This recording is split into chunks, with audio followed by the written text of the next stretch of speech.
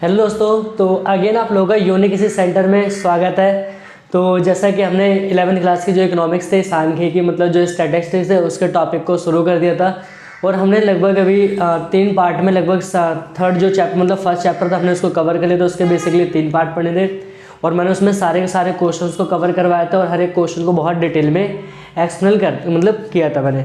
तो फाइनली आज की जो हम वीडियो में देखेंगे हमारा ये मतलब सेकंड चैप्टर है और उसका पार्ट थर्ड है, मतलब उसका पार्ट क्या है उसमें फर्स्ट है, ठीक है।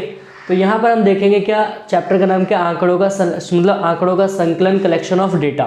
क्या होता है कलेक्शन ऑफ डेटा? मैंने आप लोगों को ऐसे मतलब पहले बता दिया था कि इस पूरे के पूरे जो चैप्टर में आपको डेटा के बारे में बात होने वाली है, मतलब आंकड़ों के बारे में क्या आपको बात करनी है और उसी के बारे में आपको चीज़ों को देखना होगा।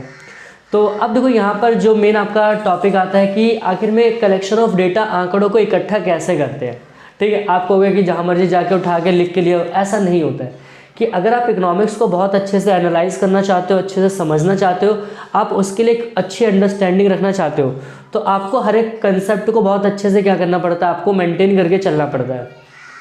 तो यहाँ पर आंकड़ों का संकलन का मतलब क्या होता है आपका, कि आंकड़ों को किस प्रकार हम इकट्ठा कर सकते हैं या आंकड़ों के कौन कौन से तरीके होते हैं, फिर आंकड़े कितने प्रकार के होते हैं।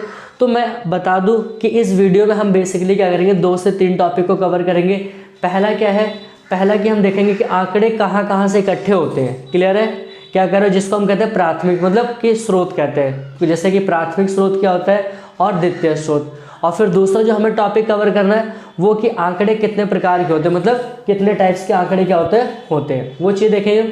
तो चलिए फिर हम टाइम को यहाँ पर ज़्यादा वेस्ट नहीं करेंगे, देखते हैं। पहला कह रहा है कि प्राथमिक स्रोत क्या होता है, क्या होता है प्राथमिक स्रोत। अब जैसे कि अगर मैं जैसे कि आप लोगों को होता है कि क्लास वगैरह में आप जैसे रहते हो तो आपको मैम या सर जो भी होते हैं वहाँ पर आपको प्रोजेक्ट्स दिए जाते हैं। क्या होते हैं, प्रोजेक्ट होते हैं।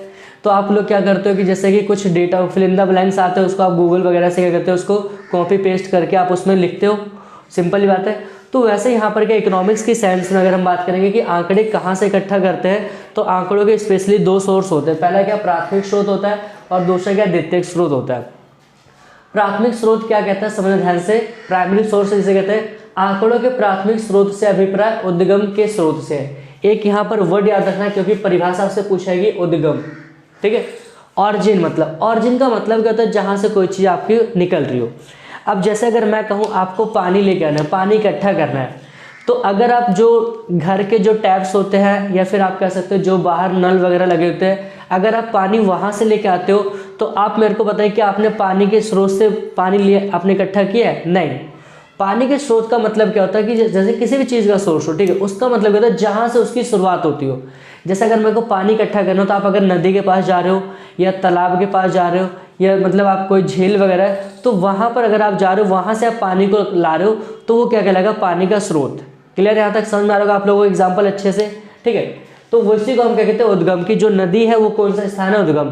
तो प्राथमिक स्रोत का मतलब क्या होता है कि प्राथमिक आंकड़ों के मतलब आंकड़ों के प्राथमिक स्रोत से अभिप्राय उद्गम के स्रोत से, जहाँ पर वो क्या होते हैं, आंकड़े उत्पन्न होते हैं जहाँ से।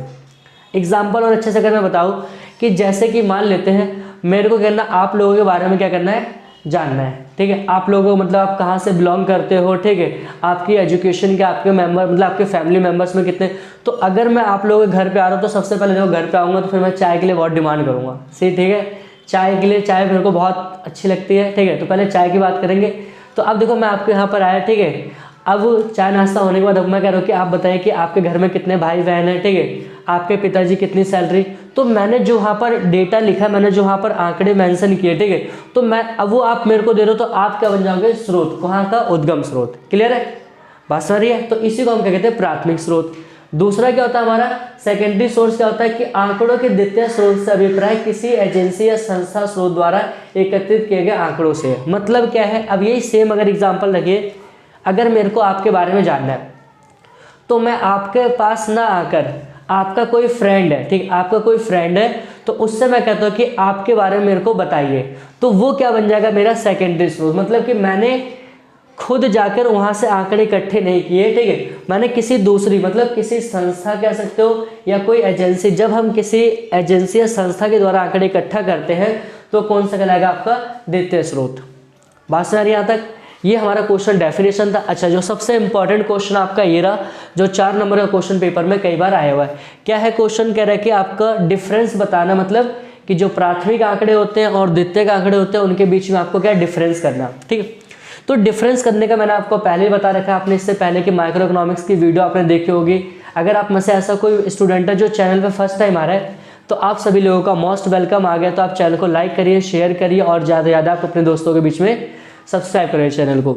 तो इनके बीच में डिफरेंस बताने के लिए हम क्या करेंगे, 3 टेबल को बनाएंगे। पहला के अंतर का आधार, प्राथमिक आंकड़े और द्वितीयक आंकड़े। बहुत सारे बच्चे क्या होते हैं, ये ना लिखकर सिर्फ ये 2 टॉपिक लिखते हैं, लेकिन वो घूम फिर के बातें उसी से रिलेट करते हैं। जब आप ये लिख दोगे यहाँ पर, तो इससे क्या होता है कि बिल्कुल क्लिस्टर, मतलब क्लियर क्लिस्टर हो जाता है कि यहाँ पर क्या होता है कि जो आपका डिफरेंस बिल्कुल पॉइंट के बेस पे है। तो पहले हम क्या लिखेंगे, यहाँ पर देखो दोनों के बीच में परिभाषा है प्राथमिक आंकड़े और द्वितीयक आंकड़ों की। तो प्राथमिक आंकड़े क्या होते हैं? प्राथमिक आंकड़े वे आंकड़े होते हैं जो अनुसंधान करता, मतलब इसका मतलब क्या होता है, इन्वेस्टिगेटर। क्या कहते हैं इसको हम? इन्वेस्टिगेटर, जो आंकड़े को इकट्ठा करता है, जो इन्वेस्टिगेट करता है। ठीक है, प्राथमिक आंकड़े वे आंकड़े होते हैं जो अनुसंधानकर्ता द्वारा स्वयं, देखो एक एक शब्द को देखना है, खुद हो जाएगा। अनुसंधानकर्ता द्वारा स्वयं उद्गम के क्षेत्र से एकत्रित किए जाते हैं। मतलब अब मैंने आपके बारे में जानना था, मैं आपके यहाँ पर आया, तो एज आई एम मैं क्या कहलाऊंगा, एक इन्वेस्टिगेटर कहलाऊंगा। और मैं खुद आपके यहाँ पर आया और मैंने आपसे रिलेटेड मैंने क्या डिटेल ली। क्लियर है? तो ये कौन सा कहलाएगा? आपका प्राथमिक। लेकिन जबकि इसमें क्या होता है कि द्वितीय आंकड़े वे आंकड़े होते हैं जो किसी एजेंसी या किसी संस्था द्वारा पहले से ही एकत्रित किए जाते हैं। मतलब कि ऑलरेडी जो आंकड़ा होगा, जो डेटा होगा ना, वो सारे कोई और एजेंसी या कोई संस्था पहले क्या कर देगी, उसको कलेक्ट कर लेगी। इसमें मतलब खुद हमें जाना नहीं पड़ता, वो पहले ऑलरेडी कलेक्टेड होते हैं। अच्छा, अब देखो दोनों के बीच में जब प्राथमिक आंकड़े, इसमें मौलिकता पाई जाती है। मौलिकता का मतलब कह सकते हो, मौलिक मतलब क्या होता है कि काफ़ी कह सकते हो कि जैसे कि ओरिजिनलिटी कह सकते हो, ऐसा करके। ठीक है, तो देखो प्राथमिक आंकड़ों में मौलिकता पाई जाती है। देखो मौलिक क्यों होगा? मौलिक का मतलब कह सकते हो कि ये जो आंकड़े होते हैं कहीं ना कहीं अनुसंधान करता स्वयं एकत्रित करता है। तो उसमें कहते हैं जो बायाज होते हैं, मतलब जो पक्षपात वगैरह वाली बातें, वहाँ पर चीज़ें नहीं देखी जा सकती। तो आप कह सकते हो कि जो प्राथमिक आंकड़े क्या होते हैं, प्राथमिक आंकड़ों में मौलिकता पाई जाती है क्योंकि ये अनुसंधानकर्ता द्वारा खुद या स्वयं एकत्रित किए जाते हैं। जबकि वहाँ पर क्या है कि द्वितीय जो आंकड़े होते हैं, सेकेंडरी जो डेटा होता है, वो क्या होता है कि द्वितीय आंकड़ों में मौलिकता नहीं पाई जाती है। क्यों? क्योंकि वो किसी ऑलरेडी किसी संस्था या फिर एजेंसी द्वारा एकत्रित किए होते हैं। तीसरा पॉइंट क्या है? शुद्धता। ठीक है, शुद्धता का मतलब प्योर समझ रहे हो? तो जो कोई भी चीज़ प्योर होती है, ठीक है, तो कह रहे हैं कि जो प्राथमिक आंकड़ों में क्या शुद्धता पाई जाती है, जो प्राथमिक आंकड़े, जो प्राइमरी डेटा होगा वो पूरी तरह से क्या होगा, वो प्योर होगा। बात समझ रही होगी? ठीक है, और जबकि द्वितीय आंकड़े होंगे, मतलब जो द्वितीय आंकड़े होंगे वो क्या होता है, द्वितीय आंकड़ों में शुद्धता नहीं पाई, वो प्योर नहीं हो सकते। क्यों? क्योंकि आपने उसको स्वयं इकट्ठा नहीं किया, आपने किसी और से उसे करवाया गया, किसी दूसरे पर्सन से या किसी दूसरे एजेंसी से कह सकते हो, या इंस्टीट्यूशन से, जो भी है उससे। लागत का मतलब कि कॉस्टली। अब देखो कॉस्टली का मतलब सोचो क्या है कि अगर मैं यहाँ पर, ठीक है, तो मतलब मैं जहाँ से आप लोगों को पढ़ा रहा हूँ, ठीक है, तो अब देखो मैं आपके यहाँ पर आता हूँ, आप अलग अलग स्टेट से हो सकते हो, ठीक है, अलग अलग स्टेट से हो सकते हो, और स्टेट्स के अलग अलग गांव से हो सकते हो, फिर शहर से हो सकते हो। तो अगर मैं आपके यहाँ पर आता हूँ तो मेरे को क्या करना पड़ेगा, मतलब वहाँ पर कुछ ना कुछ तो कॉस्ट आएगी, मेरे खर्चा करना पड़ेगा, कि मेरा समय जाएगा, प्लस मेरा ट्रैवलिंग वहाँ पर किराया हो जाएगा, वो जो लगेगा, और मेरा क्या होगा वहाँ पर धन वगैरह कह सकते हो, समय, ये लग मेहनत। तो प्राथमिक आंकड़े अधिक लागतशील होते हैं क्योंकि, ठीक है, इसमें धन, श्रम तथा समय की आवश्यकता अधिक होती है। क्लियर यहाँ तक? अब देखो, जबकि द्वितीय आंकड़े क्या होते हैं, अधिक लागतशील नहीं होते। क्यों? क्योंकि इसमें ना तो कोई श्रम, ना तो कोई मेहनत, और ना ही कोई धन की आवश्यकता होती है। मतलब कि अब देखो मेरे को आपके बारे में जानना है, तो आप जिस भी स्टेट से बिलोंग करते हो, तो वहाँ की कोई एजेंसी होगी, मैं उससे जस्ट कह सकते हो कि ऑनलाइन थ्रू कह सकते हो, गूगल वगैरह के थ्रू, या किसी और मतलब मीडियम से मैं आपके बारे में डिटेल निकाल सकता हूँ। ठीक है, तो क्या कहते हैं, तो ये हमारे क्या थे टॉपिक, जो हमने देखा कि यहाँ पर प्राथमिक स्रोत क्या होते हैं, द्वितीय स्रोत क्या होते हैं, प्राथमिक आंकड़े और द्वितीय आंकड़ों के बीच में डिफरेंसेस क्या होते हैं। तो आप लोग मेरे को कमेंट करके बताइए कि आप लोग वीडियो को कैसी लग रही होगी। अगर आपको वीडियो अच्छी लगी तो वीडियो को आप क्या करिए, लाइक दीजिए और कमेंट करिए, और ज़्यादा से ज़्यादा चैनल को अगर अपने दोस्तों के बीच में शेयर करिए। Thanks for watching this video.